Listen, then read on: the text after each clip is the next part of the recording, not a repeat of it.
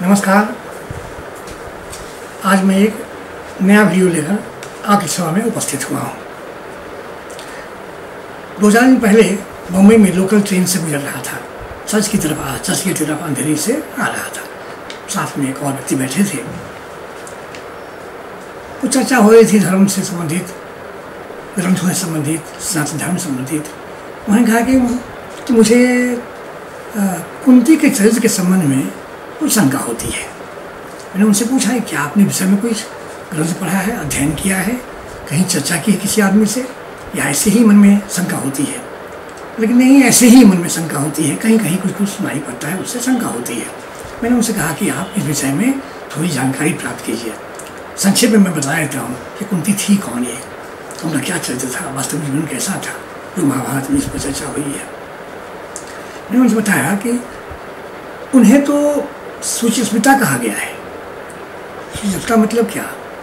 एक युवती को देखकर काम भावना उद्दीप्त होती है, लेकिन वो ऐसी युवती थी, ऐसी स्त्री थी जिसको देखकर मन शांत होता था, पवित्रता दिखाई पड़ती थी उनके चेहरे पर। इसलिए उनकी मुस्कान में पवित्रता थी। इसी कारण उनके पति भी, उसके पिता भी और देवी देवता भी उन्हें सुचिस्मिता के नाम से बुलाते थे। इतना पवित्र उनका जीवन था, उनके चेहरे का की मुस्कुराहट थी। आगे बताता हूँ मैं इसमें। उनका जन्म कहाँ हुआ था? सूरो नाम यदुश्रेष्ठो वसुदेव पिता भवत तस्य कन्या पिता नाम रूपेण अपचिमा भुवि। सूरसेन नाम के राजा हुए थे यदुवंश में, जो वसुदेव के पिता थे। उनकी कन्या हुई, उसका नाम पिता था। वो बचपन से ही बहुत सुंदर थी, अप्रतिम सुंदर, अद्वितीय सुंदर थी। सूरसेन के फफेरे भाई थे कुंती भोज, वो भी राजा थे। कुंती भोज को संतान नहीं होनी थी, ऐसा उनका जीवन था। तो सूरसेन ने ये आश्वासन दिया था कि जब मेरी पहली संतान होगी, पुत्र या पुत्री जो भी, मैं उसे आपको दे दूंगा। तो जब पृथा का जन्म हुआ तो सूरसेन ने पृथा को अपने भाई कुंती भोज को दे दिया। कुंती भोज के यहाँ बहुत लाल पाल से इनका पालन होने लगा। बहुत सुशील, बहुत विनम्र, बहुत सुंदर, अद्वितीय लड़की थी ये, राजकुमारी थी ये। उनके व्यवहार और विचारों को देखते हुए राजा ने उन्हें 2 काम सौंप दिए। मंदिर जो है महल के प्रांगण में, वहाँ पूजा पाठ की व्यवस्था करना, और अतिथि शाला में जो आते हैं ऋषि मुनि, उनकी देखभाल करना। ये 2 काम उन्हें दे दिया गया। कुछ दिनों में ऐसी घटना हुई कि समाचार मिला कि दुर्वासा ऋषि आने वाले हैं और वहाँ ठहरेंगे कुछ दिन। वो चारों तरफ चिंता व्याप्त हो गई कि दुर्वासा तो बड़े क्रोधी ऋषि हैं, कैसे उनकी कौन सेवा करेगा, देखभाल करेगा, पता नहीं कब क्रोध में आ जाए, कब किसको क्या साथ दे दे। तो कुंती भोज ने कहा अपनी पुत्री को, पृथा को, कि कुंती, ये आ रहे हैं, बड़े तेजस्वी हैं लेकिन बड़े क्रोधी भी हैं, तुम ही संभालो, और कोई उनकी सेवा करने को तैयार नहीं है। कुंती ने सहज यह दायित्व संभाल लिया, स्वीकार कर लिया। जब आ गए दुर्वासा, उनकी सारी व्यवस्था कुंती करने लगी। पूजा पाठ में के लिए जो भी व्यवस्था है वो संध्या, स्नान, सब कुछ की व्यवस्था उन्होंने बहुत अच्छी व्यवस्था की। 2-4 दिन रहकर दुर्वासा ऋषि वापस जाने लगे। उन्हें पूछा, पुत्री, तुमने मेरी बड़ी सेवा की है राजकुमारी, तुमने बहुत मुझे संतुष्ट कर दिया है, मैं तुम्हें कुछ देना चाहता हूँ। तो कुंती ने कुछ कहा नहीं। तो उन्होंने कहा कि तुम्हें कुछ देना चाहता हूँ, हो सकता है आगे के जीवन में तुम्हारे पर कोई संकट आने वाला हो, आपदा आने वाली हो, उसको ध्यान रखते हुए मैं तुम्हें एक मंत्र सिखाता हूँ, इसको तुम सीख लो, याद कर लो, और उसके प्रयोग की विधि बता देता हूँ, उसको भी तुम ध्यानपूर्वक सुन लो। उससे क्या प्रभाव होगा? यम यम देवम तुमीतेन मंत्रेण आवहिष्यसि तस्य प्रसादेन पुत्रस्तव भविष्यति। जिस देवता को तुम इस मंत्र के द्वारा आह्वान करोगे, उनको बुलाओगे, उससे उस देवता के प्रभाव से, उनकी कृपा से तुम्हें ऐसा ही पुत्र प्राप्त होगा। ऐसा उन्होंने वरदान दे दिया, मंत्र पढ़ा दिया, वो चले गए। बात समाप्त हो गई। किसी दिन कुछ समय के पश्चात सुबह के समय था, सूर्योदय हो चुका था, भगवान सूर्य आकाश में चमक रहे थे। लोग उस समय महल के ऊपर छत पर वो टहल रही थी कुंती देवी। उन्होंने देखा तो ध्यान में आया कि वो दुर्वासा ऋषि ने उन्हें मंत्र सिखाया है, क्या वो सचमुच प्रभावशाली होगा। उन्होंने आउट ऑफ क्यूरियोसिटी, जो उत्सुकता बस उन्हें उसका प्रयोग कर दिया, मंत्र का आचरण किया, आह्वान किया और भगवान सूर्य का उन्होंने आह्वान कर दिया। देखा कि भगवान सूर्य मनुष्य रूप में तुरंत उपस्थित हो गए। उन्होंने कहा कि बालिके, तुमने मुझे क्यों बुलाया है? तुम्हें वो दुर्वासा का मंत्र का प्रयोग क्यों किया? क्या चाहिए तुम्हें? वो घबरा गई, क्या कहे? उन्होंने कहा कि मेरा यहाँ आना जो है ना निष्फल नहीं हो सकता, तुम्हें पुत्र चाहिए, पुत्र ही तुम्हें प्राप्त करना पड़ेगा, क्योंकि ये मंत्र उसी के लिए पढ़ाया जाता है। तो हे शुचि स्मृते विद्धि माम पुत्रलाभाय देव अर्कम सुचिस्ते, मैं मुझको तुम सूझ जानो, देवता सूझ जानो, और तुम पुत्र के लिए प्राप्त ये मंत्र पढ़ा है, तुम्हें पुत्र प्राप्त होगा। ये पुत्र तुम्हारा होगा वो अद्वितीय होगा, ये महान होगा, इसको मैं कुंडल कवच दूंगा जो जन्म से ही होगा इसके पास, और ये बहुत बड़ा दानी होगा, विश्व में लोग सम्मान करेंगे, लोग जानेंगे, विश्व प्रसिद्ध होगा या तुम्हारा पुत्र। उन्होंने उनके शरीर में प्रवेश कर गए सूर्य, और उचित समय बाल कुंती देवी के शरीर से एक पुत्र उत्पन्न हुआ, बहुत ही देवताओं के समान जो उसका चेहरा था, उसका रूप था, और कवच और कुंडल थे उसके पास। लेकिन कुंती मर्यादा से भरी हुई थी, कुमारी थी, करे क्या बच्चे का वो देखकर भी प्रेम उसको उत्पन्न उमड़ रहा था, फिर भी करें क्या उसको।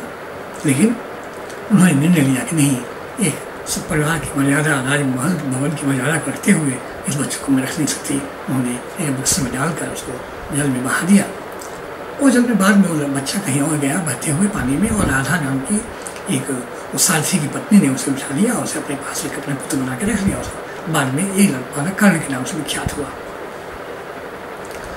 इस तरह से ये दुर्वासा का मंत्र और उसका प्रभाव कुंती ने देख लिया था। कुंती की आयु बढ़ रही थी।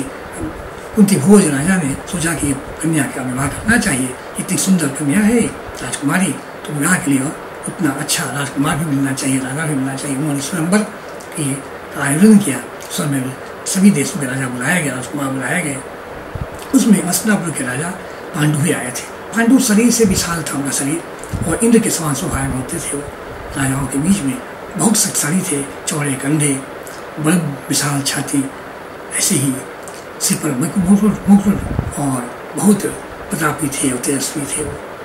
तो राजाओं के बीच में जब कुंती को माला पहनाने का समय आया तो उन्होंने इन्हें पांडु के गले में ही उन्होंने माला पहना दी। और इस तरह से पांडु के साथ उनका विवाह हो गया।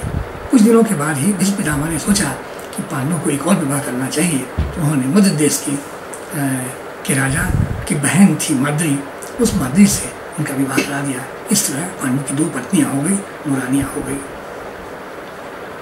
पांडु भी बहुत प्यार करते थे कुंती से, उसके स्वभाव के कारण, उसकी सुंदरता के कारण, और उसकी मुस्कान में जो पवित्रता थी उसके कारण, इसलिए वह हमेशा उसे शुचि स्मृति के नाम से बुलाते थे।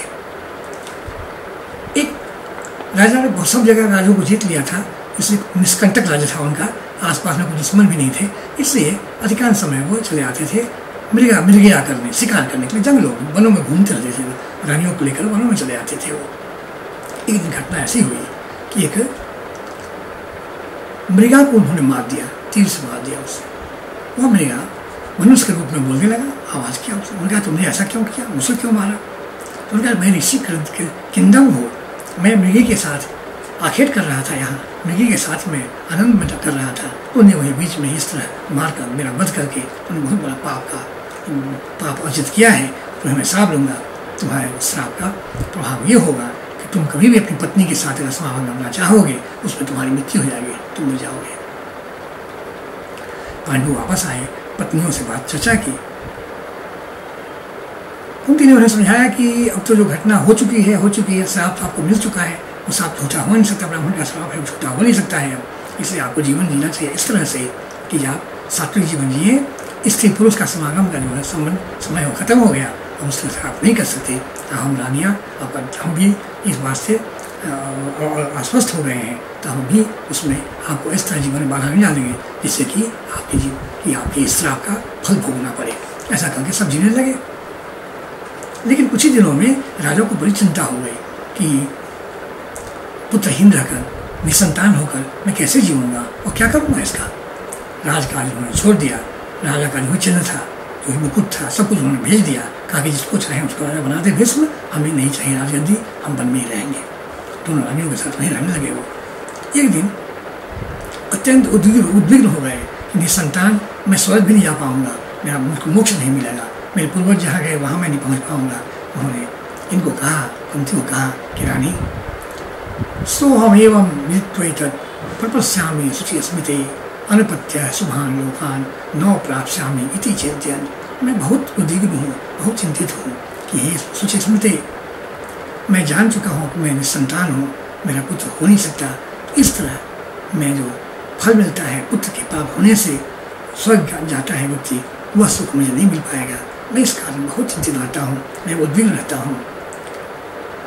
तो उन्होंने कहा कि कोई उपाय करो महारानी, मुझे इस दुख से मुक्त करने के लिए कोई उपाय करो। उन्होंने कहा पुत्रम जनय सुश्रोणी धाम क्षत्रिय तेषाम लब्ध प्रसारो दिवंदा तब आहूय शुचि स्मृते। उन्होंने कहा कोई उपाय करो, मुझे पुत्रवती बनाओ, पुत्रवान बनाओ। रानी ने कहा कि मैं आपके अतिरिक्त किसी पुरुष की तरफ देख भी नहीं सकती, इसलिए किसी के साथ समागम कर पुत्र उत्पन्न करना मेरे लिए संभव नहीं है। आप इस तरह से नहीं कहें मुझे। तो उन्होंने कहा मैं आदेश देता हूँ, कहा तब भी मैं नहीं करूँगी ये काम। लेकिन राजा इतने चिंतित थे, इतने दुखी रहते थे। एक दिन उन्होंने कहा कि राजन, मुझे एक वरदान मिला हुआ है दुर्वासा ऋषि से, उसमें ऐसा हो सकता है कि मैं जिस देवता को आह्वान करूँ वो देवता प्रकट हो जाएंगे, वो अपने ऐसा पुत्र हमें दे देंगे। अगर आप कहें, आपकी अनुमति हो तो मैं ये कर सकती हूँ। तो उन्होंने कहा ठीक है, ये बहुत अच्छा हुआ, ये बड़ी अच्छी बात है, हम पूरे हमारी चिंताएं खत्म हो गई। तो आप जल्दी से नहीं कीजिए, इसका शीघ्र आते शीघ्र इस मंत्र का प्रयोग कीजिए और हमें पुत्र दीजिए आप। तो रानी ने कहा उनसे कि आपको कैसा पुत्र चाहिए, किस देवता के समान पुत्र चाहिए। उनका सबसे बड़ा धर्म है, धर्मराज जो सबसे बड़े हैं, धर्म से ही शास्त्र समाज चलता है, धर्म पर ही राष्ट्र आधारित है, धर्म पर ही धर्म है, धर्म पर ही संस्कृति है, सभ्यता है, विश्व है। इसलिए आप धर्मराज का आह्वान कीजिए, उनके समान पुत्र प्राप्त कीजिए। उनको मंत्र मालूम भी था, विधि मालूम थी, प्रयोग विधि। उन्होंने आह्वान किया धर्मराज का, धर्मराज उपस्थित हो गए और उन्हें पुत्र प्राप्त हुआ, जिसका नाम युधिष्ठिर था। राजा की एक पुत्र होने के बाद राजा को और भी इच्छा होने लगी पुत्र प्राप्त करने की। उन्होंने कहा कि अभी और पुत्र हमें चाहिए, तो ऐसा करो, सबसे बड़े देवता मैं मानता हूँ कि वायुदेव है, सबसे शक्तिशाली है, हम क्षत्रिय हैं, हमें शक्ति चाहिए, शक्ति के बल पर ही हम शासन करते हैं, तो हमें वायु देवता के समान पुत्र चाहिए, वह तुम करो, वायु देवता की उपासना करो। वायु कुंती ने आदेश के अनुसार, राजा के आदेश के अनुसार, पति के आदेश के अनुसार उन्होंने वायु देवता की उपासना की और वायु देवता के चलते उनके प्रसाद से उन्होंने पुत्र का जन्म दिया, जो भीम थे। बचपन से उनका शरीर विशाल था, बहुत शक्तिशाली शरीर, लंबा चौड़ा और पत्थर के समान कठोर, उन्होंने पुत्र को उत्पन्न किया। तो उस तरह अभी और पुत्र चाहिए राजा को, सुन संतोष नहीं हो रहा था, और तीसरा पुत्र चाहिए उन्हें। तो उन्होंने कहा कि इस बार तो ये और पुत्र उत्पन्न, और वो इंद्र के समान होना चाहिए। इंद्र राजाओं के राजा है, देवताओं के राजा है, और इंद्र का वज्र ऐसा शक्तिशाली होता है कि युद्ध में किसी को मार सकते हो। तो हमें ऐसा पुत्र चाहिए जो अजय हो, ऐसा बलशाली हो, शक्तिशाली हो, बुद्धिमान हो, देवताओं में भी जिसको प्रतिष्ठा हो, समाज में जो जिसका वर्चस्व हो, जो लोग आदर करें, जिसका ऐसा व्यक्ति चाहिए, वह धर्मनिष्ठ भी हो। तो उन्होंने फिर स्वयं भी तपस्या शुरू कर दी। उन्होंने इंद्र की तपस्या की, एक पाव खड़े होकर दिन भर उपासना करते इंद्र की, उनको प्रसन्न करने की कोशिश करते। इंद्र भगवान प्रसन्न हुए, बोले कि राजन तुम इतनी तपस्या क्यों कर रहे हो, क्या तुम्हें चाहिए? हमें पुत्र चाहिए। तो उन्होंने पत्नी को कहा कि देखो इंद्र देव प्रसन्न हो चुके हैं और तुम इंद्र के समान पुत्र प्राप्त करने की कोशिश करो। तो उन्होंने कहा पुत्रम जनय सुश्रोणी धाम क्षत्रिय तेजसाम लब्ध प्रसारो देवेंद्रात् तम आहूय शुचि स्मृते। हे शुचि स्मृते, तुम ऐसा पुत्र उत्पन्न करो जो क्षत्रिय के तेज, जिसके शरीर में क्षत्रिय का तेज हो, और जो देवेंद्र के इंद्र के समान तेजस्वी हो, वैसा ही शक्तिशाली हो, वैसा ही बुद्धिमान हो, ऐसा पुत्र उत्पन्न करो। ऐसा कहने के बाद ऐसा ही किया। कुंती ने आराधना के उन्होंने मंत्र का प्रयोग किया और उस तरह से इंद्र के द्वारा उन्हें अर्जुन नाम का पुत्र उत्पन्न हुआ, तो तेजस्वी था बचपन से ही। इसके पश्चात राजा ने कहा कि हमें तो और पुत्र चाहिए। उन्होंने कहा कि इस पद्धति में धर्म में ऐसा कहा गया है कि 3 पुत्र ही प्राप्त कर सकते हैं, इससे अधिक नहीं। अब मैं आपके आदेश का ही पालन नहीं करूँगी, धर्म की शिक्षा मैंने प्राप्त की हुई है, मैं 3 पुत्र के अतिरिक्त चौथा पुत्र उत्पन्न नहीं करूँगी। ऐसा क्या उन्होंने साफ साफ रोक दिया उन्हें। राजा तो उत्साह कम हुआ, लेकिन कुछ नहीं कर सकते थे। संध्या समय माद्री उनसे मिली। माद्री ने कहा कि देखिए, कुंती देवी के 3 पुत्र हो गए, मैं तो निसंतान हूँ, मेरा क्या होगा? आपने लिए चिंता करते हैं कि स्वर्ग मिल जाएगा, आपके पुत्र हो गए तो स्वर्ग मिल जाएगा, मेरा क्या होगा? मुझे कौन सा स्वर्ग मिलेगा? मैं तो पुत्रहीन हूँ। तो उन्होंने कहा मैं क्या करूँ?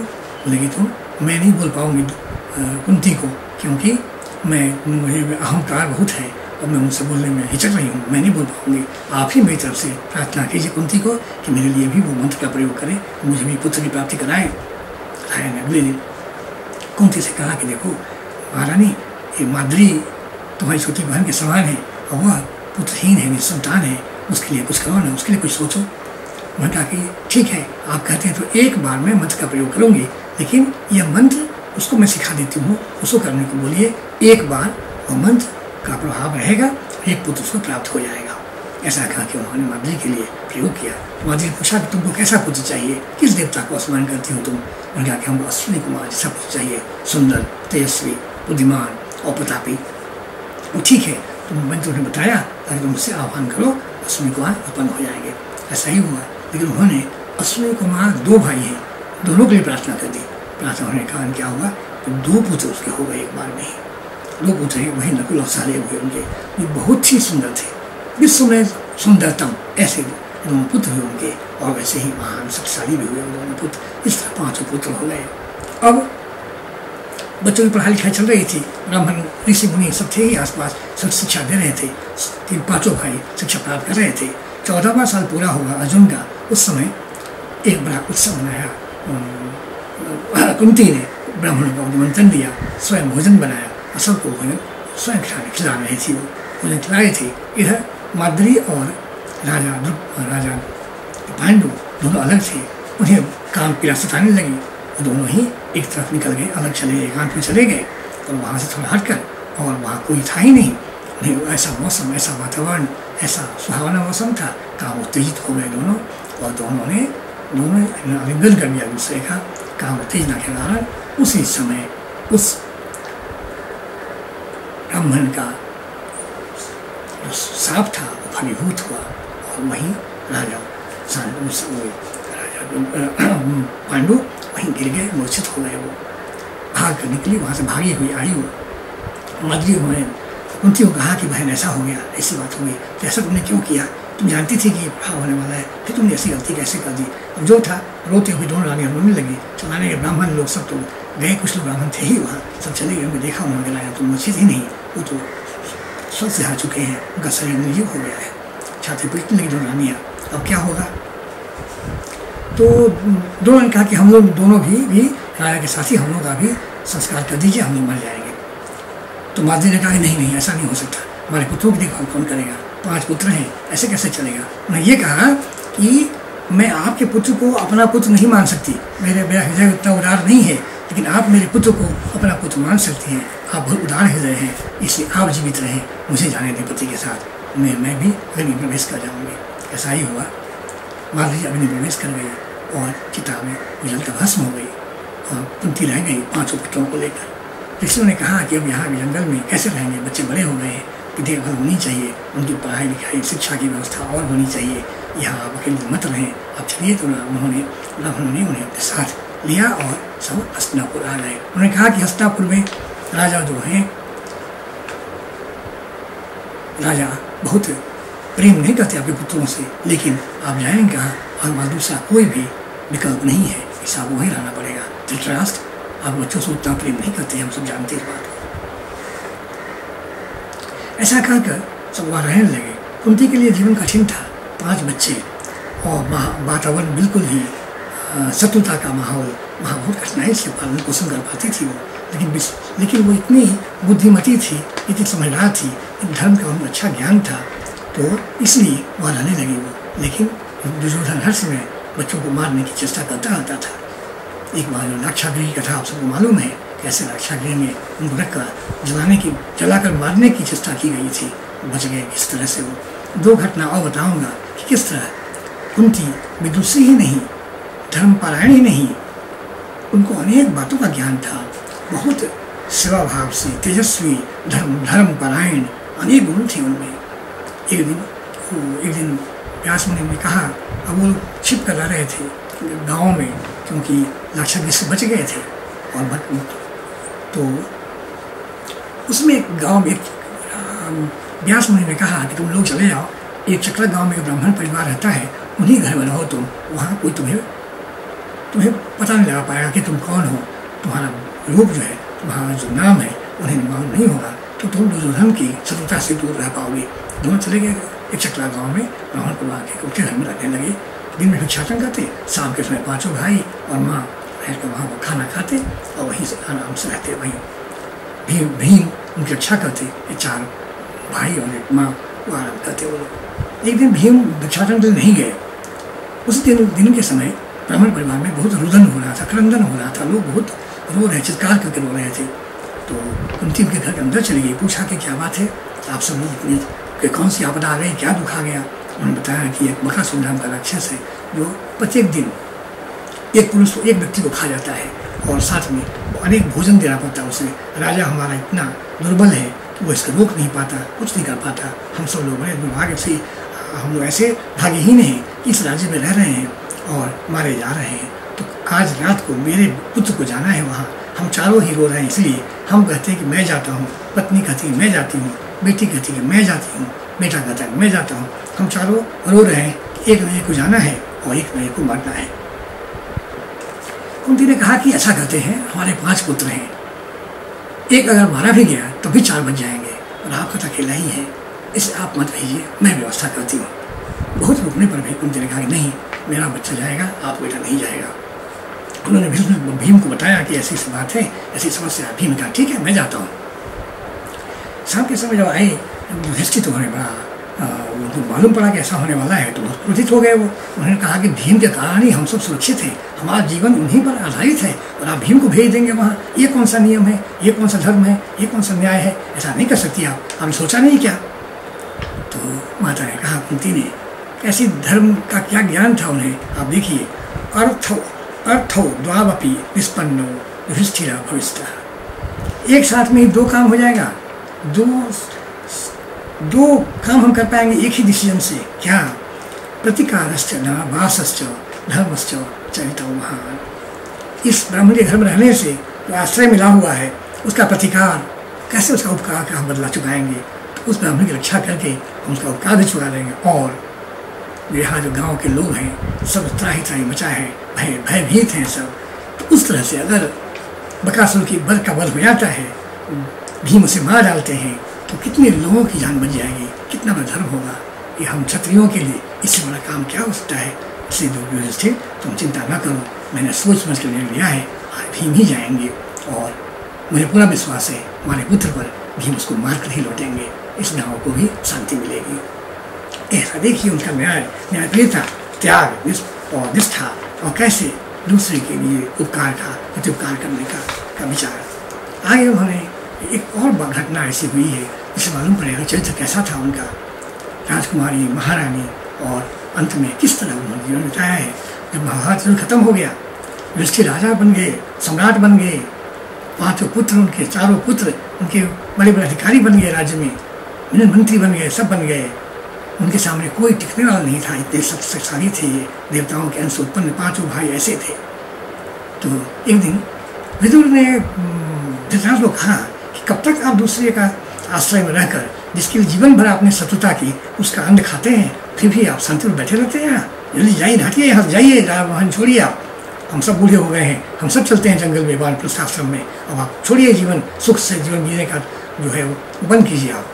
तो धृतराष्ट्र ने कहा कि तुम ठीक कर रहे हो विदुर, हम लोगों को छोड़ जाना चाहिए यहाँ से, और रहना अच्छा नहीं है।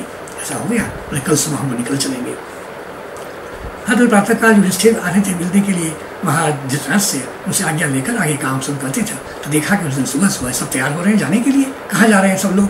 उन्होंने पूछा कि आप सब लोग कहाँ जा रहे हैं? तो विदुर ने कहा कि हम सब लोगों ने निर्णय लिया है कि हम वानप्रस्थ आश्रम स्वीकार करेंगे और आज से हम लोग राजभवन से बाहर जा रहे हैं, वन में जा रहे हैं। उन्होंने देखा कि कुंती देवी भी तैयार हो रही है। कहीं माता जी आप कहाँ जा रहे हैं, आप तो राजमाता हैं, आपके बिना ये महल का क्या मतलब है, आप हम सब लोग यहाँ हैं, फिर आप कैसे जाएंगे। उन्होंने कहा नहीं, तुम लोग राज करो, तुम लोग सुखी रहो, पांचों भाई शासन करो, जनता की सेवा करो, लेकिन मेरी आयु भी हो गई है, मैं भी वृद्धा हो गई हूँ, मुझे भी अब वानप्रस्थ आश्रम स्वीकार करना चाहिए। वो भी चली गई। देखिए त्याग की प्रतिमूर्ति। ऐसे व्यक्ति के विषय में राजकुमारी के रूप में, महारानी के रूप में, जंगल में जीते हुए ब्राह्मणों के बीच में पति शापग्रसित हो गए उस परिस्थिति में, और फिर अंतिम समय में जब बुढ़ापा आया तो कैसे त्याग, सब कुछ त्याग कर उन्होंने, सब कुछ छोड़ दिया और चली गई धृतराष्ट्र के साथ वन में चली गई। वो इस व्यक्ति के विषय में अगर कोई कहे कि उनके चरित्र के विषय में कोई शंका है, मैं कहूँगा कि आप पुनः पढ़िए, सुनिए ये बातों को। एक बार बता दूँ मैं कि आजकल एक ऐसी धारणा बन गई है लोगों में कि कैसे हिंदू धर्म, सनातन धर्म पर आक्रमण किया जाए, तरह तरह से आक्रमण हो रहा है।